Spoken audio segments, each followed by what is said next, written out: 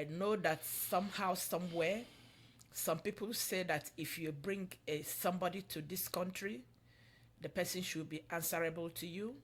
I don't really think about that. That's the best way for people that love each other to start thinking that way. Another thing is this: when marriage becomes toxic, I will look at it as one, if the man does not understand the woman she married.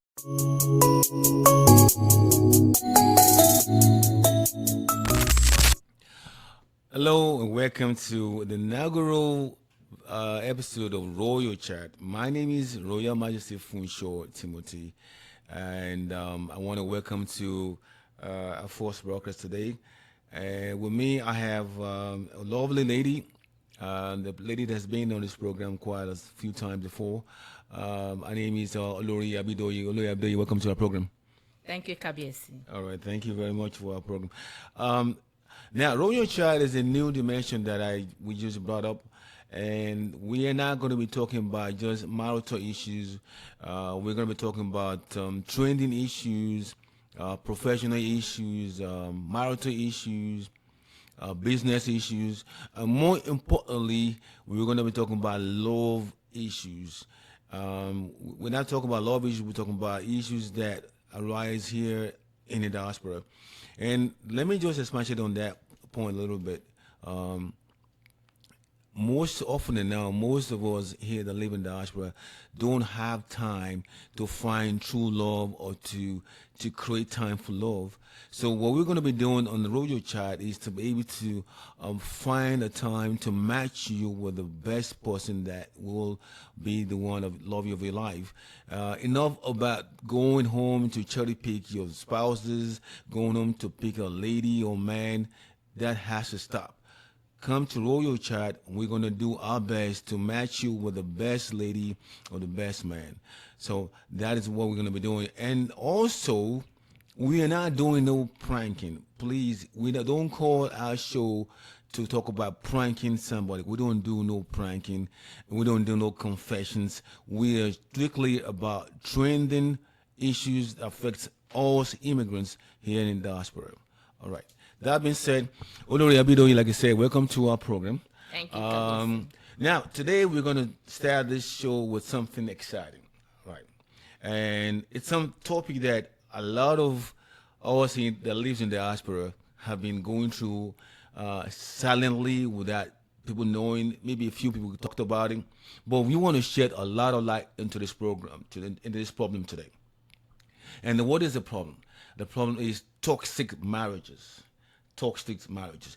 We're going to talk about what is the cause, or what are the causes of toxic marriages. Why do men and women stays in those kind of marriages, and what can we do as men and women to resolve it or to limit this effect of toxic marriages? So, Lori Abidoye, I'm going to ask you, what do you think causes toxic marriages? Well, I'm going to start by first of all saying what I understand to be a toxic marriage or toxic relationship. The toxic relationship is when one's life or things around you are being threatened in some way, like physically, emotionally, psychologically. Those can what are the things I can define and say that they are the causes of toxic marriages. Okay. Yeah, I mean, I know you probably have a lot to talk about when you talk about the causes of toxic marriages, and I can always, personally, I can tell you a few of them. I mean, you can talk about uh, compatibility and abusive marriages and abusive situations, all kind of stuff. But I'm gonna, so you talk about relationship like that. What I also want to ask you, Lisa Laura Abido, is that what I've found out from my sources or questions or people that I've talked to when it comes to toxic marriages is that part of the problem we have is these complexity in marriages, where the man or most men in marriages feel threatened by the wife's success, and because they have not achieved or added value to the marriage to themselves, the one it comes to marriage, and by doing that, they feel threatened, and of course they start to act out on their spouses. So, Rabbi, what is your take on this kind of situation when men don't add value to themselves when it comes to marriage, and by so doing, they kind of take it out upon their spouses? Well, coming to that aspect, I would say it's both ways. We all came to this country from our whole various countries. We come here to make life worthwhile for ourselves, our families, and every other thing around us. But when you try to do all these things and it's not forthcoming, that's always going to be a problem. Problems arise in marriages in so many ways, like I said before. When you are looking at something, I know that somehow, somewhere, some people say that if you bring somebody to this country, the person should be answerable to you. I don't really think about that. That's the best way for people that love each other to start thinking that way.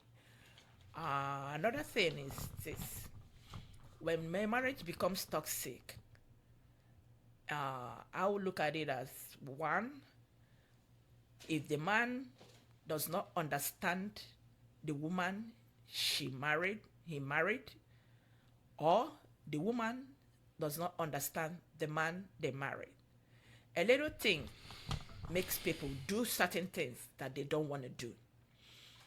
And when it comes to that area, I will say that toxic marriages, to me, like I said before, we need to understand each other. When a woman, for instance, I'll give an example with somebody I know somewhere, somehow.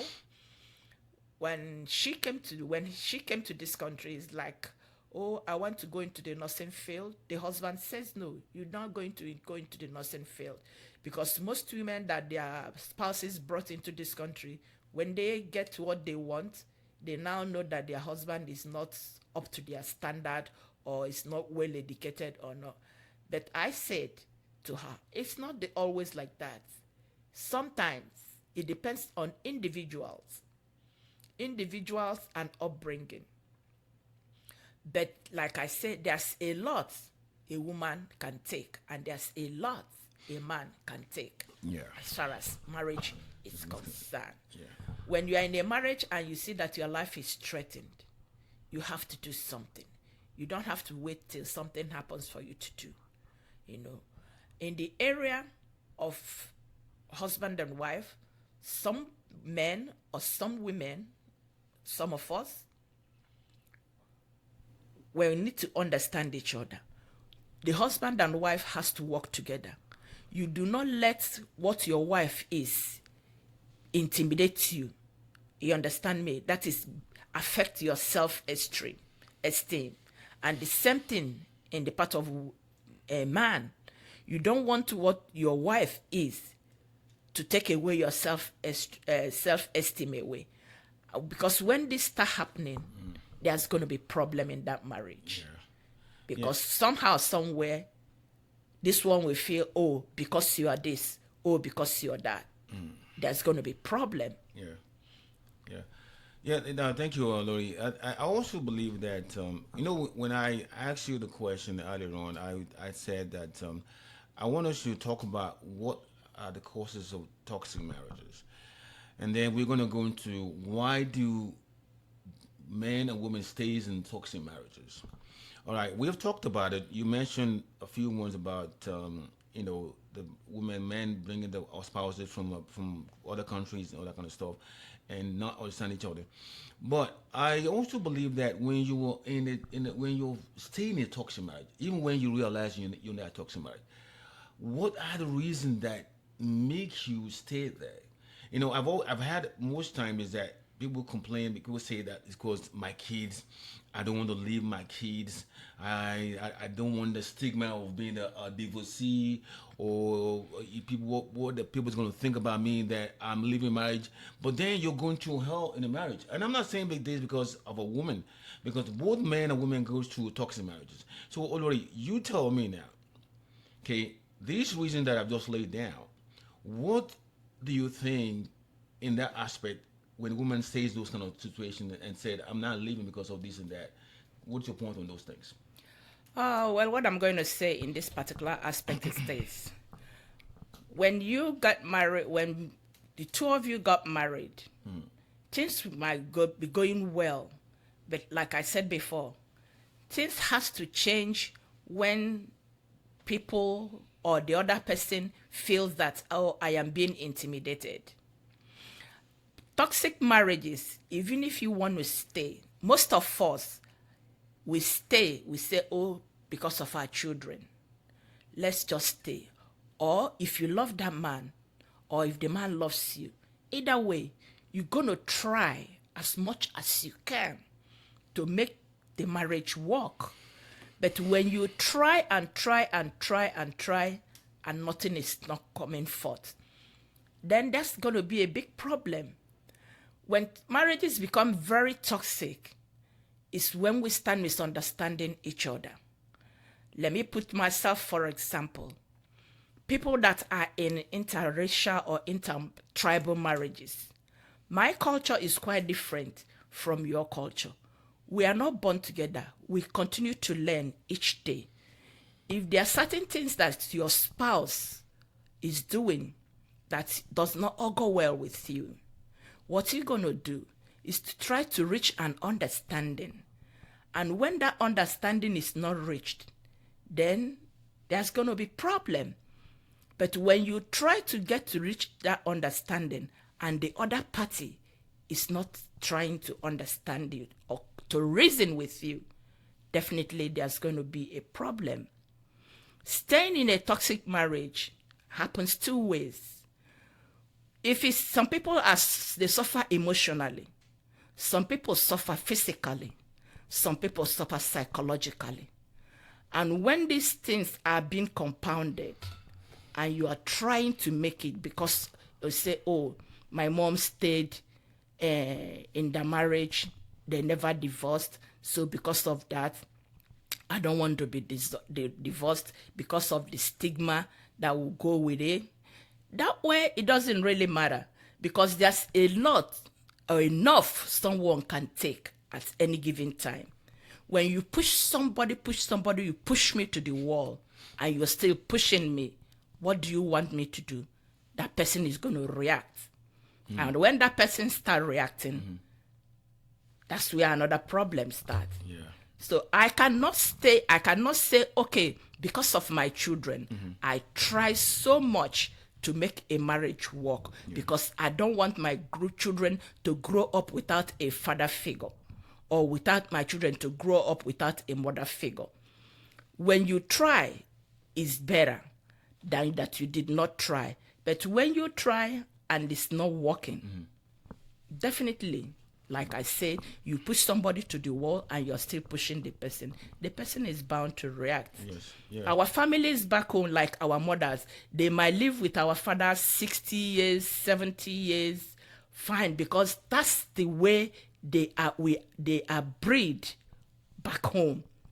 But when you compare ourselves with the Gen Z age of today, it is not always the same. Yeah. We have a lot of patience than the children born nowadays.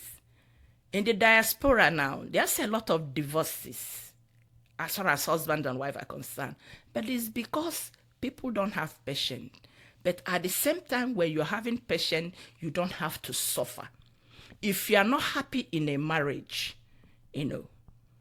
try as much as you can, both the men and the women, to see if it's going to work. But if it's not working, before it turns toxic, one has to find their way. Yes. Because it is the children that will suffer from it. Yes. You want to stay in a marriage because of your children. They want them to have a father figure, and the man or the woman is maltreating you. Those children are looking at you. Mm-hmm. Those children, they know what is happening, especially children of nowadays, and especially those children that are born here, abroad here. They know what is going on.